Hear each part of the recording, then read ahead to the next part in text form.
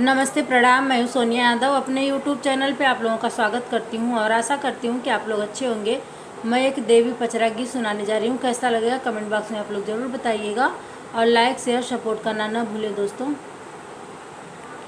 होत सबेरे ससुर बोलिया एक बोल हो उठाए बहू हरना पोता काली का चौरवा हो उठाए बहू हरना पोता काली का चौरवा हो उठाए बहू हरना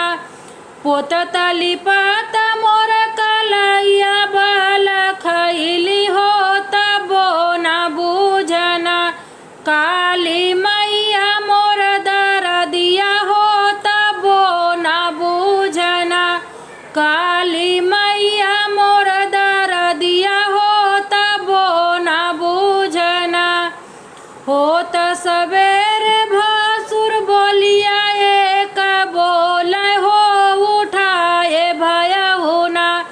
पोता दुर्गा का चौरवा हो उठाए भयहुना पोता दुर्गा का चौरवा हो उठाए भयहुना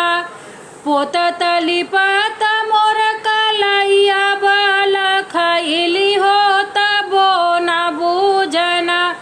दुर्गा मैया मोर दरदिया हो तबो न बूझना दुर्गा मैया मोर दरदिया हो तबो न बूझना होत सबेरे देवर बोलिया एक बोल हो उठाए भाभिना हो उठाए भाभिना पोता शीतला का चौरवा हो